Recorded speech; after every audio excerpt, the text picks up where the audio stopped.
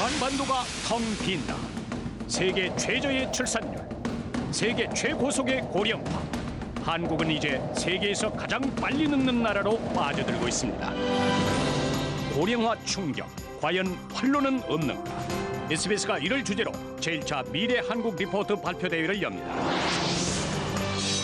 맥킨지와의 공동 연구를 바탕으로 전문가 자문, 국내외 심층 취재를 거쳐 마련한 미래 한국 리포트는 고령화 시대의 도전과 대책을 국민 여러분께 보고드릴 것입니다. 미래는 지금 준비해야 합니다.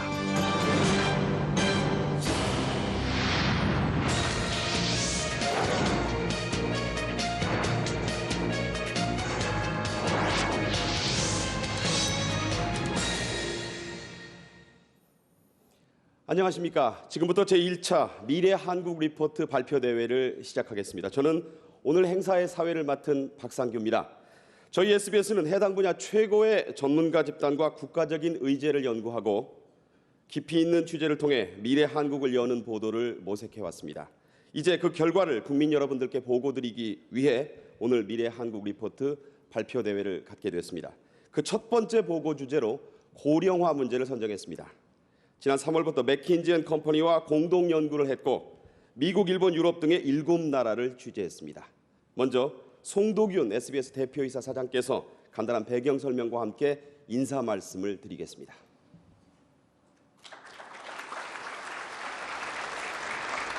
여러분 안녕하십니까? SBS 사장 송도균입니다. 오늘 이렇게 귀한 시간을 내주신 내외 귀빈 여러분, 그리고 SBS 미래 한국 리포트를 시청하고 계신 국민 여러분께 깊은 감사의 뜻을 전해드립니다. 영국의 BBC는 그 존재 이유를 이렇게 기술하고 있습니다. BBC는 영국 국민들이 세계와 미래에 대해서 방향을 잡도록 일깨워주는 것을 임무로 삼고 있다. 그렇습니다. 오늘 SBS가 고령화 충격, 활로는 없는가를 주제로 첫 번째 미래 한국 리포트를 보고드리는 것도 보다 나은 한국을 위한 국가 아젠다를 설정해서 국민 여러분들과 공감대를 만들기 위해서입니다. 발표에 앞서 공동 작업을 맡은 맥킨지 관계자 여러분, 자문위원과 도와주신 모든 분들의 노고에 깊이 감사드리고자 합니다. 미래는 기다리는 사람이 아니라 개척하는 사람에게 마음을 열어준다고 합니다. SBS는 앞으로도 한국의 미래를 여는 세계 속의 언론이 되고자 모든 열과 성을 아끼지 않을 것임을 이 자리를 빌어서 약속드립니다. 대단히 감사합니다.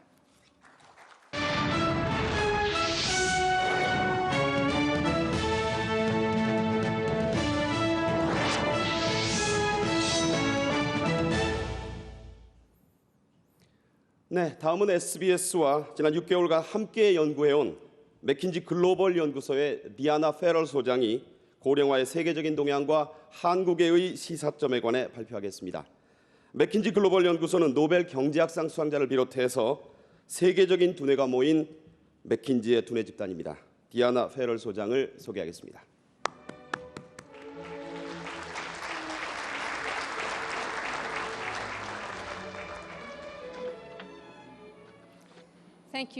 감사합니다, 귀빈 여러분. 이 자리에 서게 되어 영광입니다. 우리 모두 나이가 듭니다. 그러나 출산율이 감소하면 상대적으로 노인층 및 퇴직자의 비중은 늘어나게 됩니다. 이런 인구 고령화는 한국 및 미국, 유럽 등지에서 두드러지며 경제 개발과 성장의 새로운 과제를 안겨줍니다. 오늘 말씀을 통해서 한국의 경험을 세계적 맥락에서 살펴보고 한국의 새로운 도전 과제를 짚어보겠습니다. 한국의 고령화는 생산성 제고와 개혁을 더욱 절실하게 합니다. 한국은 85년부터 95년 사이에 괄목할 만한 경제 성장을 이루었습니다. 이런 경제 기적의 결과 한국의 1인당 GDP는 10년 사이에 배가 되었습니다. 미국의 경우 40년이 걸렸던 일입니다. 한국은 새로운 모델을 통해 성장을 이루었는데 바로 노동과 자본과 같은 요소의 지속적 투입을 통한 성장이었습니다. 즉, 한국인들은 더 오래 일하고 더 많이 저축했습니다. 일본의 발전 경로와 비슷한 이런 요소 투입형 모델은 미국이나 유럽 국가들과는 달랐습니다. 이들 선진 경제는 생산성의 재고로, 즉 단위 요소당 생산되는 제품과 용역의 양을 늘림으로써 성장했습니다. 표를 보시면 한국은 미국이나 유럽보다는 수평적 발전 경로를 걸었다는 것을 알 수 있습니다. 안타깝게도 이와 같은 요소 투입형 성장 모델은 단기 성장은 이룩했으나 제약을 안고 있었습니다. 사람들이 일하는 시간에도 저축할 수 있는 돈에도 한계가 있기 때문입니다. 특히나 고령화되고 있는 중에는 더욱 그렇습니다. 첫째, 생산 인구가 줄어드는 상황에 노동 시간을 무조건 늘리면서 성장을 도모하는 것은 바람직하지 않습니다. 오히려 한국의 노동 투입량은 줄어들 것이기 때문입니다. 둘째, 그만큼 중요하지만 쉽게 간과되는 부분은 인구 고령화로 자본 투입도 지속될 수 있을지 불투명해진다는 것입니다. 한국이 성장 가도로 달리던 70년부터 95년까지 성장의 60%는 자본 투입에서 비롯되었습니다. 하지만 앞으로 자본 투입량을 늘리기란 어려울 것입니다. 이를 한번 봅시다. 즉, 저축과 자본의 투입이 한국과 기타 부국에 어떤 영향을 주는지 말입니다. 인구 고령화는 퇴직자의 수의 증가를 의미합니다. 이는 한국과 다른 국가의 현상이기도 합니다. 이들 국가를 보면 소득과 저축의 양상은 매우 비슷합니다. 즉, 젊은 사람들은 돈을 빌려서 학비를 충당하거나 집을 삽니다. 이들이 30, 40대가 되면 늘어난 소득으로 노후 대비를 합니다. 그리고 더욱더 많은 저축을 하게 되죠. 퇴직하면 소득 없이 그동안 저축했던 것으로 먹고 살게 됩니다. 따라서 퇴직자들은 저축을 하지 않으면서 가진 돈을 아껴 쓰기 위해서 자식들이나 다른 가족들의 도움을 받습니다. 많은 수의 사람들이 퇴직 연령에 이르면서 보다 많은 사람들은 저축했던 돈을 아끼려고 하고 동시에 젊은 층은 여전히 저축을 덜 합니다. 경제 전반의 저축량은 그 성장을 멈추게 되고 경우에 따라서는 감소하기도 합니다. 한국의 경우 저축의 감소는 특히 더 두드러질 수 있습니다. 이런 상황에서 투자할 수 있는 저축금과 금융 자산이 계속 증가할 수 있을까요? 그 가능성은 희박합니다. 한국이 경험하는 인구학적 변화가 일본, 미국, 유럽에도 일어나는 것을 감안하면 외부에서 저축할 재원을 찾는 것도 쉽지는 않을 것입니다. 앞으로도 노동과 자본 요소의 투입이 계속 감소할 것으로 보이기 때문에 한국은 그 어느 때보다 생산성 제고에 초점을 두어야 합니다. 다른 국가와 마찬가지로 생산 제고를 해야 되고 이를 위해서는 금융 부문 및 기업 지배구조 개혁을 완결해야 합니다. 그리고 더 나아가야 합니다. 이 못지않게 중요한 것은 생산성 재고를 제한하고 있는 산업 차원의 규제를 완화해야 하는데 이는 이동통신에서부터 은행업계에 이르기까지 다양하게 존재한다고 보입니다. 이런 개혁 조치는 한국의 수출 중심 산업에도 중요하지만 국내 서비스 산업에는 더욱 중요하다고 봅니다. 왜냐하면 이들 부분에 노동력의 대부분이 투입되기 때문입니다. 한국은 지난 20년간 놀랄 만한 경제 성장을 이룩했습니다. 그러나 고령화 과정에서 큰 경제적 성과를 이루기 위해서는 한국은 요소 투입에 의존하기보다는 이들 요소의 생산적 활용을 도모해야 합니다. 한국이 이 도전에 적절히 대응할 수 있길 바라며 또한 믿습니다. 감사합니다.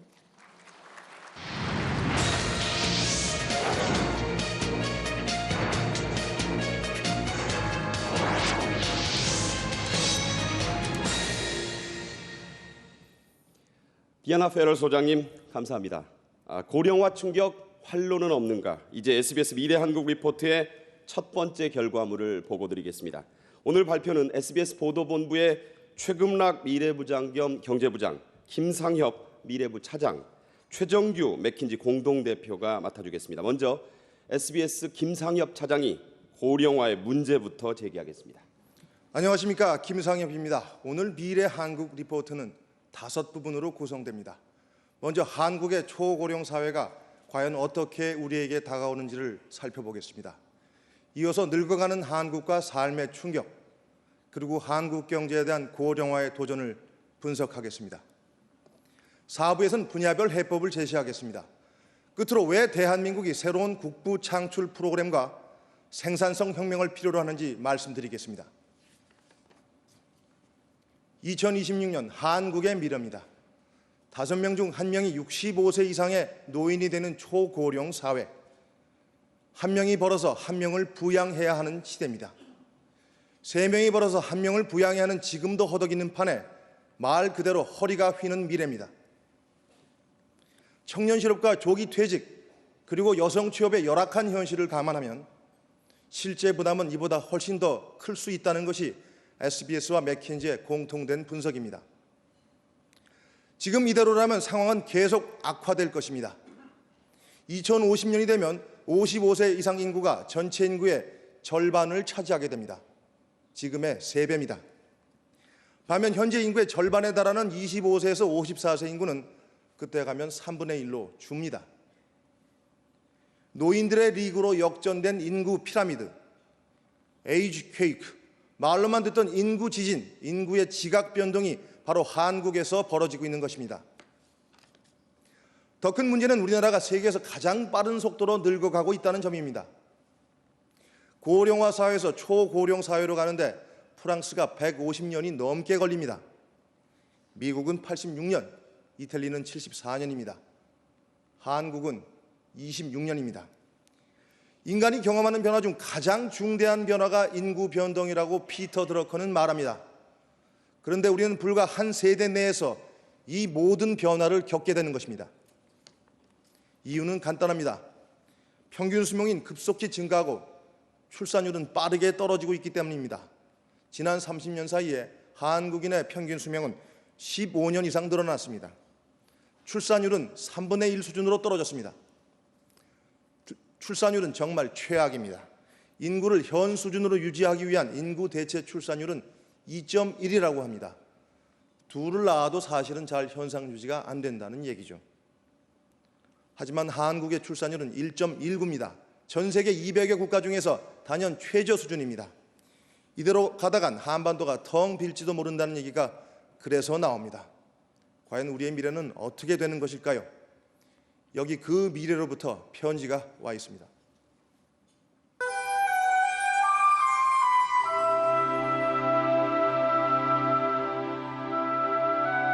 안녕하세요. 저는 고영화라고 합니다. 제 편지 받고 많이 놀라셨죠? 지금 여기는 2026년 9월 15일 미래 한국 리포트를 발표하는 그쪽보다 정확히 22년 뒤니까요. 굉장히 먼 미래 같겠지만 살아보니 금방이네요. 제 나이는 46. 꽤 괜찮은 대학을 나왔지만 1년이 넘게 취업의 문을 두드리다가 24살이 끝나가던 2004년 말 어렵게 취직을 했어요. 저는 정말로 열심히 일을 했습니다. 무엇보다 50살의 나이로 직장을 이룬 뒤 번듯한 일을 찾지 못하고 계신 아버지께 힘이 되고 싶었거든요.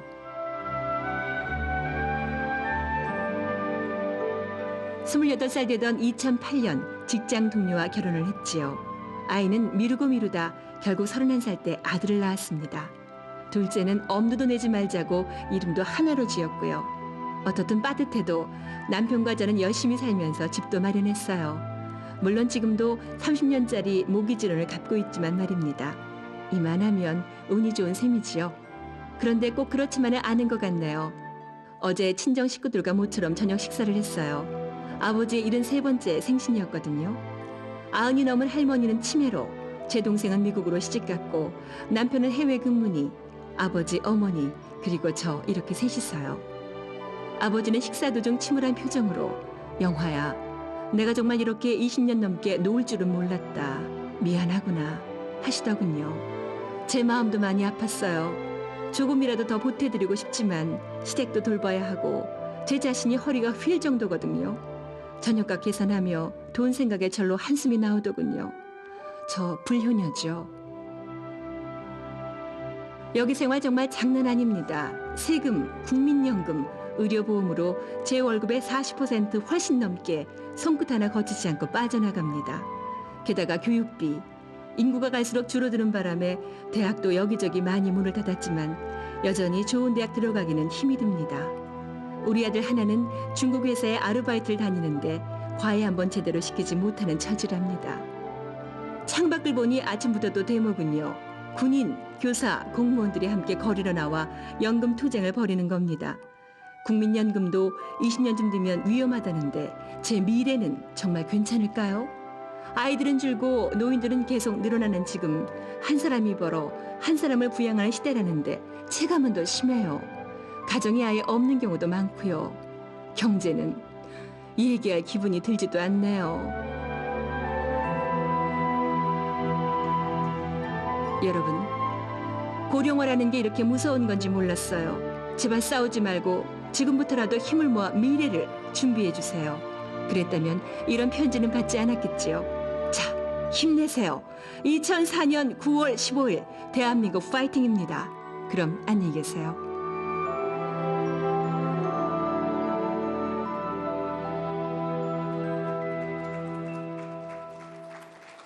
어떠십니까? 물론 고용화 씨는 고령화를 상징한 가공의 인물입니다. 그래서 이름도 고용화입니다. 하지만 우리는 이 편지를 과장이라고 할 수 있을까요? 함께 연구를 진행한 전문가들은 고용화 씨의 사연은 운이 좋은 쪽에 들어갈 것이라고 말합니다. 우리의 미래 결코 이보다 우울하지 않으리라 장담할 수 있겠습니까? 대답 이전에 몇 가지 실상부터 짚어보겠습니다. 먼저 노인 취업 문제입니다. 평균 수명은 빠르게 늘어나고 있지만 일할 수 있는 시간은 줄어들고 있습니다. 1988년에는 30년을 벌어 15년의 퇴직 생활을 하면 됐습니다. 그런데 지금은 퇴직 후 20년, 2026년에는 25년 이상의 긴 여생을 버텨내야만 합니다. 55세 이상의 경제활동 상태를 살펴보겠습니다. 60% 가까이가 사실상 일손을 놓고 있는 것으로 조사됐습니다.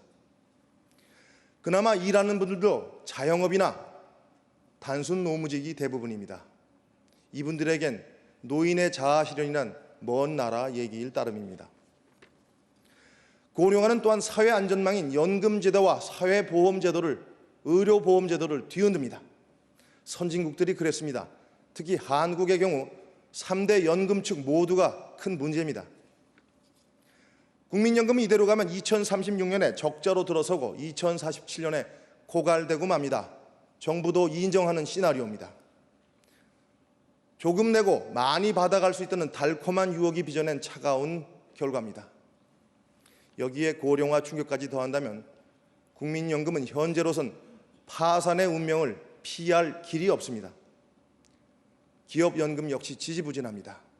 정부는 2006년까지 퇴직연금 제도 도입을 약속하고 있습니다. 하지만 당사자인 기업과 노조 사이에서는 여전히 수년째 논쟁거리로만 남아 있습니다. 개인연금 역시 미흡합니다.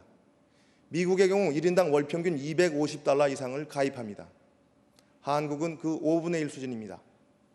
노후 대비가 아니라 소득공제, 즉 절세를 목적으로 삼는 경우가 대부분이기 때문입니다. 돈 없고 일 없는 노인들에게 가장 서럽게 다가오는 문제가 질병입니다. 그러나 우리의 노인 의료 시스템, 이 역시 준비가 안 되어 있습니다. 한 가지 예를 들겠습니다. 노인에게 지급되는 건강보험 급여는 연평균 14%씩 늘어나고 있습니다. 2012년이면 전체 인구의 10%인 노인이 건강보험 급여의 4분의 1을 차지하게 됩니다. 여기에는 가장 흔한 질병인 중풍이나 치매와 같은 장기 요양 비용은 포함되지도 않았는데 말입니다.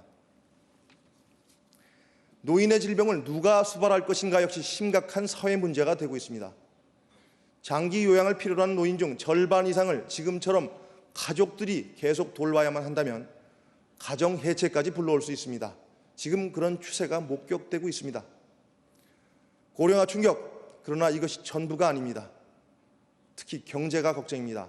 활력을 잃어가는 경제에 고령화는 치명타가 될 수도 있습니다. 맥켄지 최정규 공동대표가 보고드리겠습니다. 안녕하십니까, 최정규입니다. 성장 가도를 달리던 한국의 1인당 GDP는 10년 가까이 소득 1만 달러 근처에서 부침을 거듭하고 있습니다. 이러한 상황에서 한국의 경제는 선진화를 위한 일보 전진과 일련의 사태로 일보 후퇴를 거듭하고 있습니다. 진정한 경제 선진국으로 발돋움할 것이냐 아니면 추락할 것이냐의 기로에 서 있는 것입니다. 더욱 심각한 문제는 우리가 1인당 소득 1만 달러의 중진국으로서는 드물게 고령화 충격을 맞이하고 있다는 점입니다. 일본, 독일, 프랑스 등은 선진국으로서 충분한 재원을 확보한 상태에서 고령사에 진입했습니다. 이들 것과 달리 우리에겐 충격을 흡수할 경제적 여유가 대단히 부족합니다. KDI는 한국 경제가 예전과 같은 7%대의 높은 성장률은 더 이상 달성하기 힘들 것이라고 예상하고 있습니다. 이런 추세라면 1인당 국민소득 2만 달러는 2010년대 중반에나 가능할 것으로 예상됩니다. 잠재성장 하락의 큰 원인 중 하나는 생산인구의 절대적 감소입니다. 우리나라의 실질적 생산인구인 25세에서 54세 인구는 2050년에 2003년 대비 40%나 감소할 것으로 예상됩니다. 이는 우리 경제의 양적인 성장 기반이 급격히 위축되며 동시에 생산인구가 전반적으로 고령화된다는 뜻입니다. 이에 비해 우리의 경쟁국으로 자리 잡은 이른바 브릭스 국가들은 인구 보너스의 축복을 받고 있습니다. 중국의 경우 매년 2,500만 명의 인력이 도시노동시장에 공급됩니다. 우리나라 전체 경제활동 인구보다 많은 인력이 매년 생겨나고 있는 것입니다. 인도의 경우 산업단지 한 곳에서만 매년 한국 공대생 전체 숫자의 6박할 정도가 공급됩니다. 미국도 고령 사회로 빠져들고 있지만 적극적인 이민 정책을 통해 생산 인력을 보충하고 있습니다. 20세 인구가 78만 명에서 20년 뒤면 49만 명으로 줄어드는 한국, 이민을 통해 인력을 수혈해야 할지도 모릅니다. 빠르게 늘어나는 노인 관련 복지 비용과 재정 부담도 우리 경제의 발목을 잡을 것입니다. 일본의 경우를 볼 때 노인 복지 비용이 GDP의 6% 육박하는 모습을 볼 수 있습니다. 한국의 경우에는 여기에 연금, 의료보험 재정의 확충, 출산율 증가를 위한 보조금 지급 등도 고려하므로 고령화는 경제 성장을 위한 정부의 투자 및 지출 여력을 크게 감소시킬 것입니다. 뿐만 아닙니다. 고령 인구의 증가로 인해 사회 전반적으로 혁신 성향과 기업가 정신이 쇠퇴할 우려가 있습니다. 혁신적 창업의 주체가 되는 젊은 층의 절대수가 감소하기 때문입니다. 또한 고령 인구들은 축적한 자산을 안정적으로 운용하려는 욕구가 강해서 예금과 같은 안전한 자산을 더 선호합니다. 이러한 경향은 가뜩이나 취약한 우리나라 직접 금융시장의 또 다른 장애 요인이 될 것입니다. 이렇듯 우리 사회와 경제 전반에 큰 충격을 가져올 고령화에 우리가 어떻게 대처해야 할지 살펴보겠습니다. 고령화 충격에 대한 대응 전략은 크게 두 가지로 생각해 볼 수 있습니다. 하나는 고령화로 인한 사회 안전망의 문제점들을 해결하고 변화되는 환경에서 새로운 기회를 포착하는 것입니다. 다른 하나는 출산율 회복과 고령 인구의 일자리를 늘리는 전략입니다. 먼저 시급한 과제로 연금 개혁부터 말씀드리겠습니다. 어느 하나의 개혁만으로는 한국의 연금 시스템을 구할 수 없기 때문에 향후 대대적인 개혁을 통해 3개 연금축을 정립해야 합니다. 국민연금은 더 내고 덜 받는 방향으로 개혁이 불가피합니다. 부족한 부분은 퇴직연금과 개인연금이 메우도록 해야 합니다. 이를 위해서는 지난 몇 년간 논의만 계속되고 있는 퇴직연금 관련 법제들이 하루빨리 정비되어야 합니다. 또한 개인연금에 대해서는 소득공제 상한을 확대하는 등 과감한 인센티브를 제공하고 금융기관들이 다양한 상품을 내놓을 수 있도록 규제를 대폭 완화해야 합니다. 의료제도의 개혁도 더 이상 미룰 수 없습니다. 정부가 최근 노인의 장기 요양을 위한 사회 시스템인 공적 노인 요양 보장제 도입을 발표했으나 새로운 복지축이 하나 더 생기는 만큼 재원부터 마련해야 합니다. 이를 위해서는 보험료 추가 납입에 대한 국민적 공감대를 조성해야 합니다. 또한 민간 보험사의 장기 요양 보험에 대한 세제 혜택 등을 통해 재정 부담을 덜어야 합니다. 고령화는 기회도 제공합니다. 먼저 금융산업을 살펴보겠습니다. 고령화에 따른 개개인의 노후 대비와 자산관리 수요는 금융기관에게 절호의 기회를 할 수 있습니다. 외국계 기관과의 경쟁에서 이기려면 국내 금융기관들은 고령화 시대를 살아가는 개개인의 라이프 파트너로 거듭나야 합니다. 이를 위해 고객이 평생 믿고 맡길 수 있도록 30년 뒤에도 건재한다는 확신을 심어줘야 합니다. 전문 인력 양성도 시급합니다. 또한 세제 혜택 등 정부의 제도적 뒷받침도 있어야 합니다. 선진국의 경우 노인 의료 산업이 새로운 성장 엔진으로 각광받고 있을 정도입니다. 노인 질환은 장기 요양 관리를 필요로 하는 부분이 커서 예방, 치료, 관리 등 다양한 산업 기회가 발생하는 것이 특징입니다. 국내 의료 산업, 시니어 산업은 이 기회를 놓치지 말아야 합니다. 그러나 소득 1만 달러 수준에서 고령 사회에 진입하는 한국의 현실을 고려해 볼 때 시니어 산업이 미국이나 일본과 같이 성장할 수 있는지에 대해서는 신중할 필요가 있습니다. 한국 노인의 소득 수준은 상대적으로 낮아서 사실상 생계를 걱정해야 하는 노인들이 많습니다. 따라서 한국의 시니어 산업 시장 규모 예측에는 치밀한 분석이 필요합니다. 이제 고령화 대책의 근본 중 근본이라 할 출산율 제고와 일자리 창출, 그리고 생산성 주도의 성장에 대해서 SBS 최금락 미래부장이 보고를 드리겠습니다. 안녕하십니까, 최금락입니다. 일하는 여성이 많으면 출산율이 떨어진다. 많은 분들이 이렇게 생각합니다. 하지만 OECD 국가를 실증적으로 분석해보면 전혀 그렇지 않습니다. 여성의 경제활동 참가율과 출산율이 상충되는 게 아니라 보완적인 관계를 갖고 있습니다. 스웨덴이나 프랑스 이런 나라들은 출산을 일종의 사회 간접 자본으로 보고 있습니다. 여성이 일과 육아를 병행할 수 있도록 여러 가지로 지원하고 있습니다. 고령화 문제를 푸는 본질적인 대책이 출산율 제고입니다. 출산이 의무인 동시에 축복과 기쁨이 될 수 있도록 정부가 앞장서야 합니다. 핵심은 보육시설입니다. 우리나라의 영유아 360만 명 가운데 4분의 1만 보육시설을 이용합니다. 시설 부족도 문제지만 믿고 맡길 만한 곳이 적다는 게 더 큰 문제입니다. 국공립시설을 확충하는 것은 기본이고 민간 기업도 참여해서 선택의 폭을 넓힐 수 있도록 보육시설 인증제도와 품질 관리 제도를 도입할 것을 제안합니다. 출산을 꺼리는 원인으로 빼놓을 수 없는 게 사교육비입니다. 사교육비는 지난 10년 동안 물가보다 3배나 더 뛰었습니다. 가계 지출에서 차지하는 비중도 선진국과 비교가 안 될 정도입니다. 보육시설과 사교육비, 이 두 가지 문제 해결 없이는 출산율 하락도 인구 감소도 막을 수 없습니다. 저출산이 미래를 뒤흔들 문제라면 노인 실업은 청년 실업과 함께 우리의 당면 문제입니다. 유엔은 지난 1960년에 65세 이상 인구 비율을 기준으로 고령 사회를 정의했습니다. 이제는 이 정의를 재검토할 때입니다. 나이가 아니라 일하느냐가 나라 경제에 더 중요하기 때문입니다. 유엔 기준으로 보면 일본은 세계에서 두 번째로 늙은 나라입니다. 하지만 50대 이상 가운데 일하는 사람이 많습니다. 50대를 활용하면 고령화의 부담을 그만큼 줄일 수 있습니다. 지금의 50대는 3, 40년 전의 50대와 여러모로 다릅니다.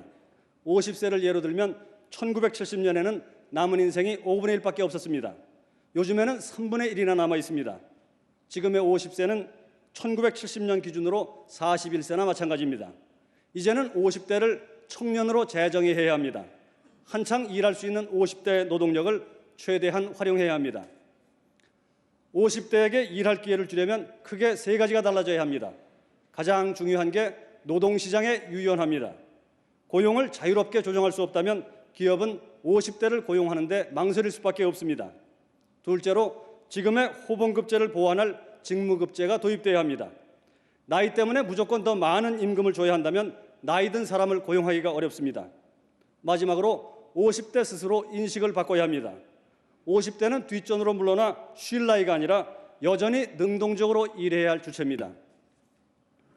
65세 이상 고령 인구의 취업은 우리 현실에서는 사실상 불가능합니다. 하지만 우리 노인 가운데 3분의 2는 당장 먹고 살기 위해 일자리를 필요로 합니다. 선진국에서는 자아 실현을 위해 일자리를 원하는 노인이 많습니다. 우선 생계를 위해서, 나아가서는 자아 실현을 위해서 노인 일자리는 아주 절실한 문제입니다. 미국의 시니어 컴패니언은 많은 시사점을 줍니다.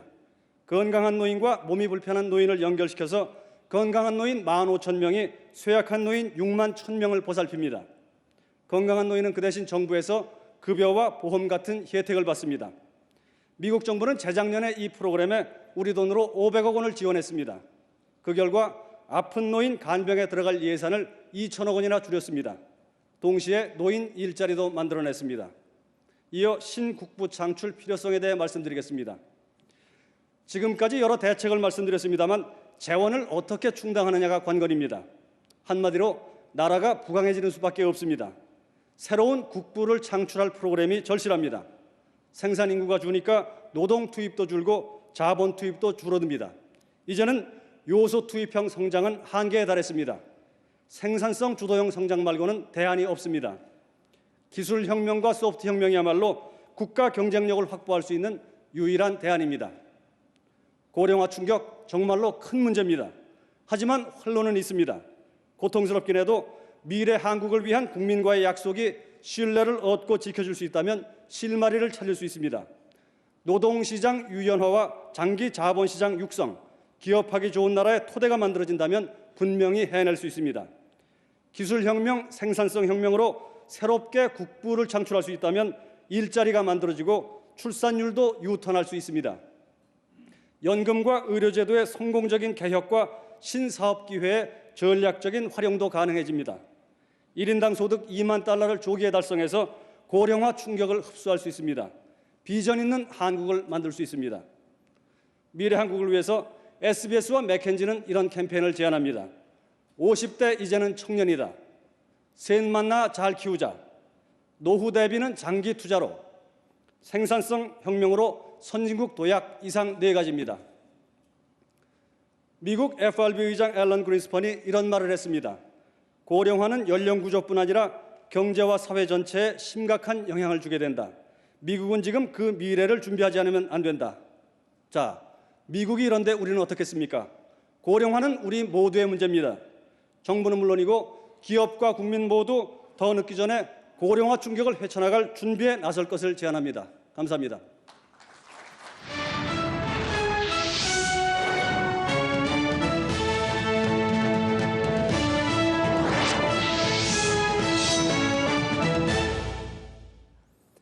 네, 이제 마지막 순서입니다. 이 자리에는 나라 안팎의 많은 귀빈들이 와 계십니다. 모든 분들로부터 오늘의 보고 내용에 대한 평가를 듣고 싶습니다만 시간 관계상 이현재 경제부총리 겸 재경부 장관, 김근태 보건복지부 장관 두 분 모시겠습니다. 먼저 이 부총리께서 고령화와 한국 경제의 진로에 대해 말씀해 주시겠습니다. 모두 환영의 박수 부탁드리겠습니다.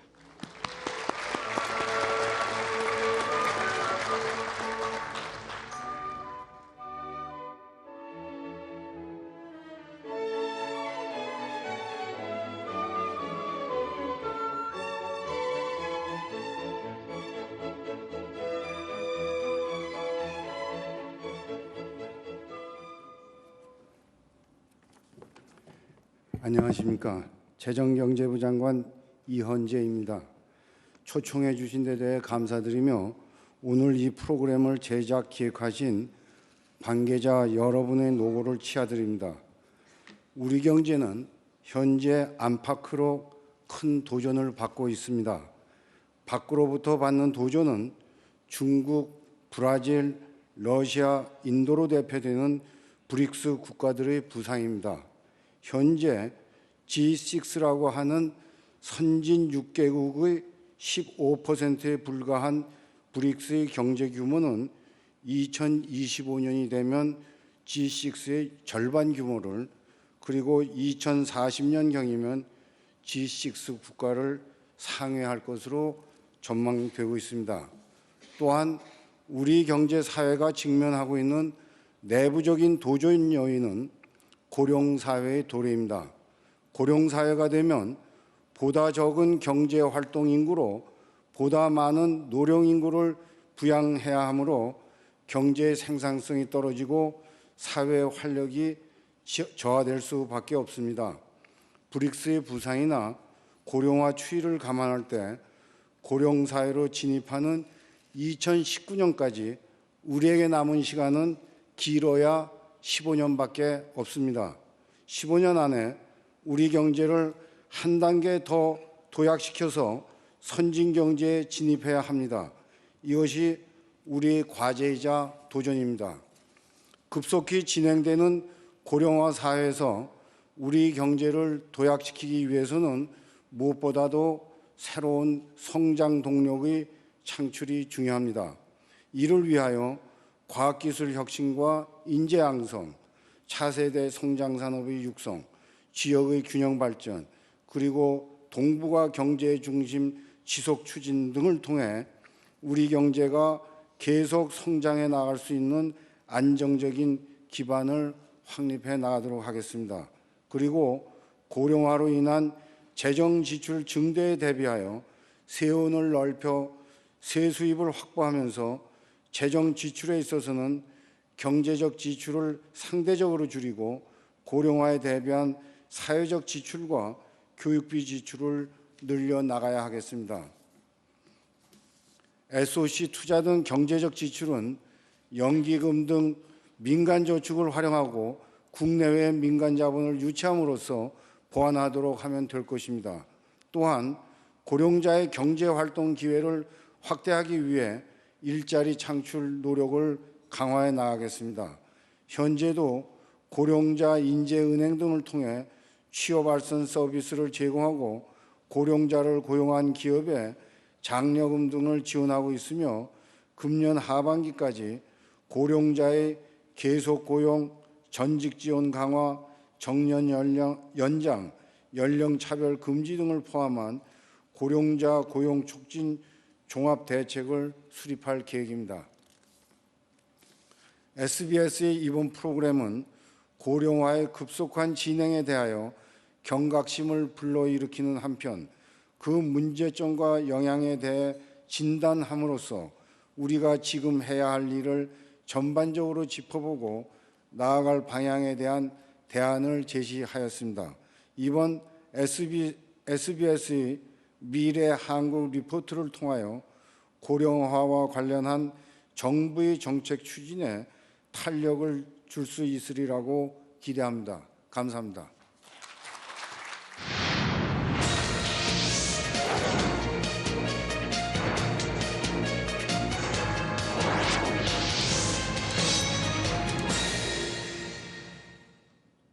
네, 감사합니다.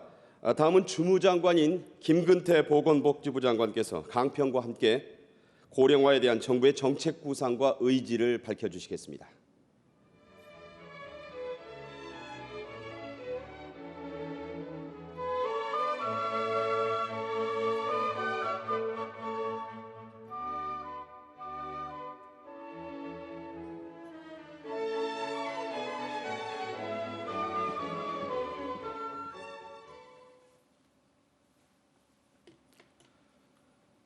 안녕하십니까. 보건복지부 장관 김근태입니다.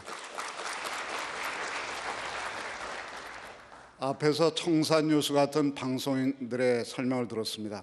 그래서 그런지 설명과 제안이 가슴에 와닿습니다. 저출산과 고령화 문제는 오늘 한국 사회의 시대적 화두입니다. 그러나 아직 많은 국민이 관심을 갖고 있지 않습니다. 그런데도 불구하고 SBS가 저출산과 고령화의 문제에 대해서 많은 열정과 비용을 들여서 국민에게 보고한 이 자리는 매우 뜻깊다고 생각합니다. 저출산과 고령화의 문제, 미래로 미루어서 해결할 문제가 아닙니다. 이것은 마치 다가오는 대규모의 지진과 같다 이렇게 말씀드릴 수가 있습니다. 아직 국민들은 피부로 많이 느끼지 못하고 있습니다. 그러나 대다수의 국민들이 피부로 직접적으로 느끼게 됐을 때는 이미 수습할 수 없는 사태가 될지 모릅니다. 아니, 벌써 늦었습니다. 1983년도에 출산율이 2.08이었습니다. 그때 시작했어야 합니다. 그러나 서두르면 우리는 해낼 수 있습니다. 우리는 민주주의도 완성을 했고 더 발전시켜야 되지만 성취했습니다. 또 경제발전도 이뤘습니다. 이제 다가오는 이 자리에 참석하신 이종욱 총장, WHO가 얘기한 대로 조용하지만 그러면서도 가속도가 붙는 사회혁명인 저출산과 고령화의 문제에 대해서 우리는 분명하게 대처한다면 이 도전을 극복할 수 있다고 생각합니다.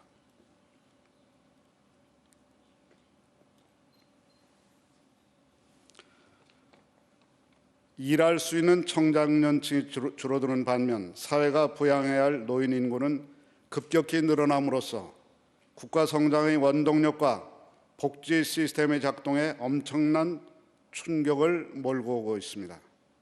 출산 장려와 건실한 노후 생활 보장을 위해 지금부터 차분히 그리고 분명하게 준비해 나갈 수 있도록 함께 손잡았으면 좋겠습니다. 이를 태만히하거나 방관하는 일은 현 세대가 우리 후세대에게 빚을 지는 일입니다. 그리고 또한 도덕적으로 죄를 짓는 일이 될 수가 있습니다. 사랑하는 우리 아들, 딸들이 미래에 짊어지게 될 부담과 시련을 생각하면 너무나 마음이 무겁습니다.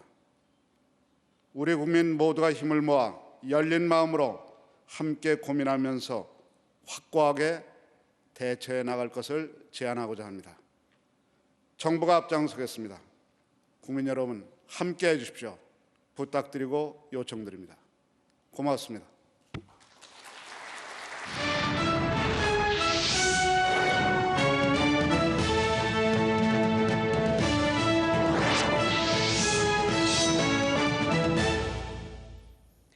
대단히 감사합니다. 이것으로 고령화 충격 활로는 없는가를 주제로 한 제1차 미래한국 리포트 행사를 모두 마치겠습니다. 끝까지 경청해 주신 내외 귀빈 여러분 그리고 시청자 여러분들께 다시 한번 감사드립니다. 저희 SBS는 앞으로도 미래 한국을 여는 언론으로서 모든 노력과 책임을 다할 것을 약속드리겠습니다. 감사합니다.